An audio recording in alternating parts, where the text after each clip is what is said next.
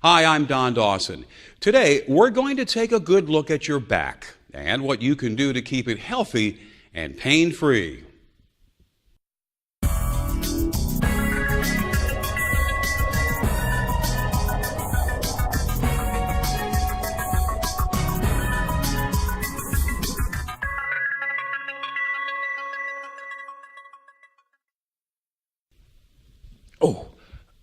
Pardon me. My back is just reminding me that I should never bend at the waist when I'm picking something up. How's your back? If it's been hurting, you're definitely not alone. An estimated 31 million people in the U.S. are suffering from back pain at any given time. And we spend more than $50 billion every year trying to get rid of it. More than 1 million back injuries occur in the workplace every year, making bad backs a major cause of days missed from work. That's a lot of back pain, not to mention lost wages and productivity. But it doesn't have to happen. In today's program, we'll look at how the back is structured, how it works, the problems that can affect it, and what you can do to avoid them.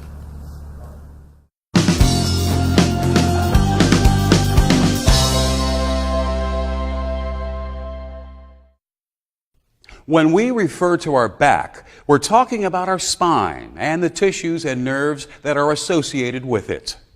The spine gives our body structure and support. It's rigid enough to carry more than half of our weight, but flexible enough to allow us to twist and bend freely.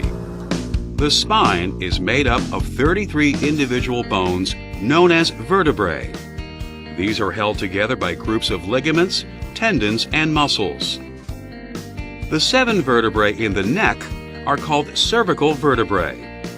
They support your skull and allow you to move your head. The 12 vertebrae in the mid-back are called thoracic vertebrae. They connect to your ribs and form the back wall of your rib cage. The 5 vertebrae in your lower back are called lumbar vertebrae. They enable you to bend at the waist and support not only the weight of your body, but anything that you lift and carry as well. Vertebrae are hinged with facet joints that also guide their movement and provide stability. Between the vertebrae are cushioning structures called intervertebral discs. These shock absorbers have a soft gelatinous nucleus surrounded by a tough elastic outer casing.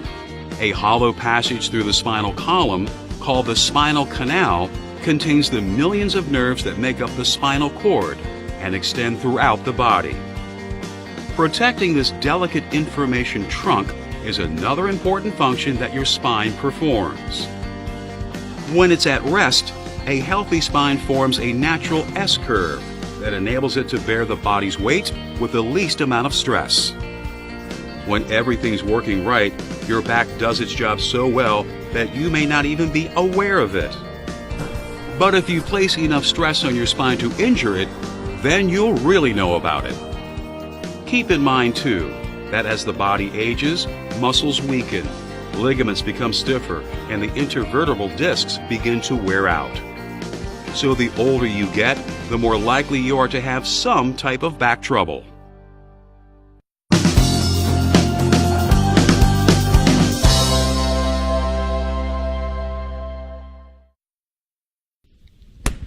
Back injuries can happen anytime, anywhere, not just at work.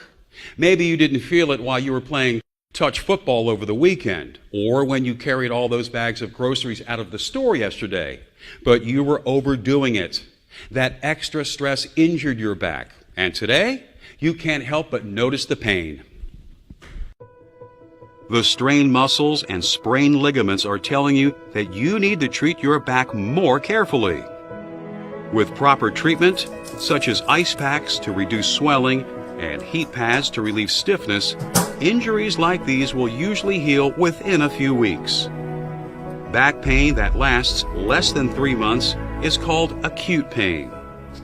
When the pain persists or frequently reoccurs, it is called chronic back pain. This type of pain can indicate there may be something more serious the matter with your spine. Ruptured or herniated discs are a common type of spinal injury that can cause chronic pain. Although people call it a slipped disc, intervertebral discs don't really pop out from between the vertebrae. What actually happens is the outer elastic part of the disc ruptures so that the gelatinous nucleus protrudes and puts pressure on the nerves nearby. This can cause severe back pain. Herniated discs can cause numbness or pain in other parts of the body as well. Most disc ruptures occur in the two lower discs in the lumbar region because they do most of the spine's heavy lifting. However, herniated discs can occur in the spine's cervical region too. These injuries are often due to whiplash. Whiplash is a condition that results from the head being violently thrown backwards by a sudden jolt, such as an accident. Properly treated, herniated discs usually heal by themselves, without the need for surgery. But it can take several years for a disc to heal completely.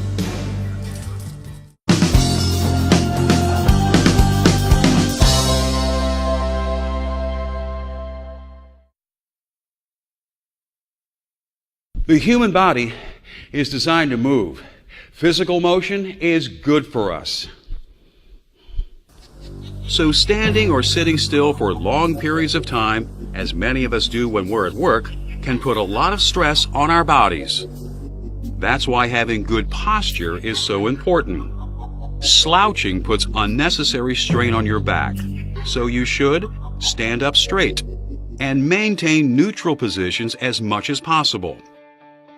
Neutral positions place the least amount of stress on your body. They distribute the weight of your head and upper body evenly over the vertebrae, discs, and muscles of your back. You can avoid hunching over by raising your work surface or positioning your work on a sturdy box or other platform to bring it up to a comfortable level. Placing one foot on some sort of footrest will also help to reduce stress on your spine by maintaining a healthy curve in the lumbar region.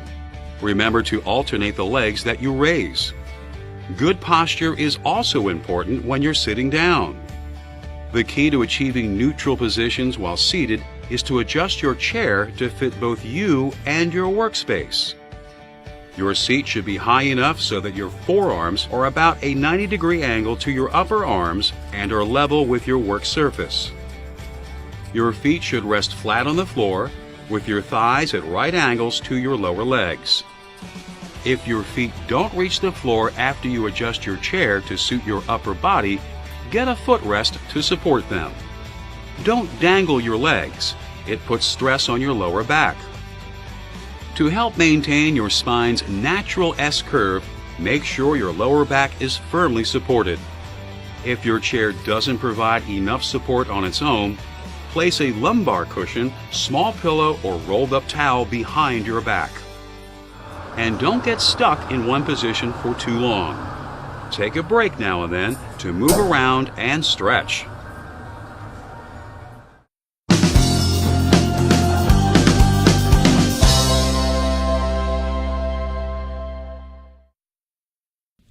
Most of the back injuries that occur in the workplace happen when people lift things the wrong way.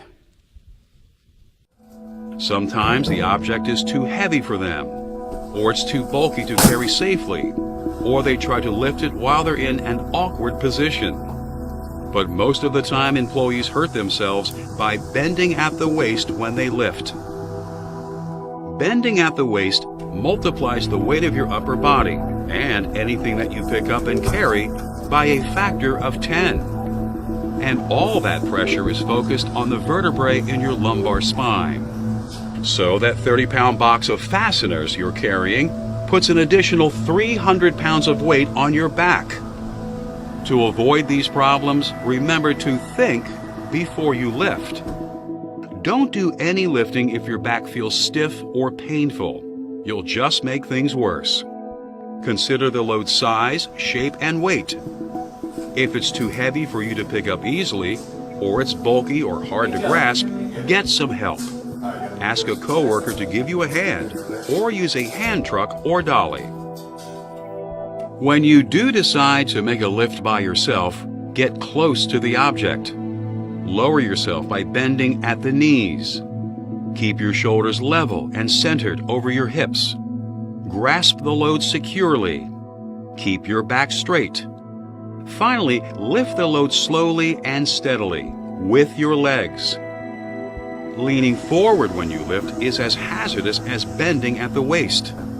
So slide objects toward you and get them as close as you can before you lift them. You should keep your back straight while you're carrying a load as well.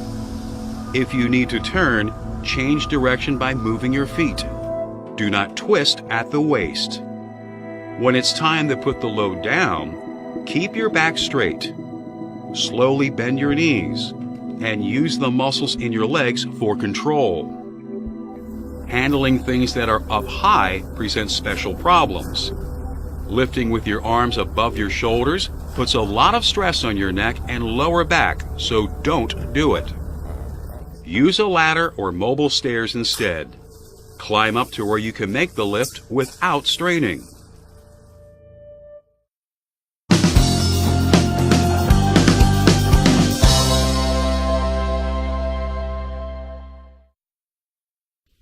The habits you develop to keep your back healthy and pain-free work just as well at home as they do on the job. For example, safe lifting techniques can come in handy when you're performing any household chores that could strain your back, such as raking leaves, shoveling snow, moving furniture, and carrying groceries. Believe it or not, carrying small children is a leading cause of back injuries in the home. In addition to being heavy, they can suddenly shift their weight and put a severe stress on your spine, so be careful. Driving a car or truck can lead to neck and back pain as well, unless you adjust the seat to minimize stress. Position the seat so that your hips and knees are flexed and you don't have to stretch your legs to operate the pedals. If the seat has a lumbar support, adjust it so that it provides a firm base for your lower back. Remember to sit up straight while you're driving and set the rear view mirror so you don't have to strain your neck as well. You can also help to keep your spine healthy by maintaining neutral positions when you sleep. It helps to have a nice firm mattress. If you sleep on your back, place a pillow under your knees so your legs are slightly bent. Support the natural curve of your neck with a pillow as well. If you sleep on your side, you can get your legs into a neutral position by bending your knees and putting a pillow between them. Avoid sleeping on your stomach. It forces your neck to twist and places a lot of pressure on the cervical section of your spine. Exercising can be very important to your back's health. Focus on low-impact exercises like walking, swimming, and bike riding. High-impact activities such as jogging and playing contact sports can actually increase the risk of back injuries. Your healthcare professional can suggest other ways for you to keep your back strong, healthy, and pain-free as well. As we've seen, back injuries can occur both in the workplace and at home. But there are healthy back habits that you can develop to significantly reduce the chance of having back problems. Let's review. Your spine supports your body with remarkable strength and flexibility, but you need to avoid straining it. You can use neutral positions to reduce the stress on your back when you're standing, sitting, even sleeping. Think before you lift. Never bend at the waist. Bend at the knees and lift with your legs. With proper treatment, acute back pain from a strain or a sprain will usually heal within a few weeks. Chronic back pain can indicate that a more serious condition may exist. So if your back keeps giving you trouble, see your doctor. Now that you understand how your back works and what you can do to take care of it, you should be able to keep it strong, healthy, and pain-free every day.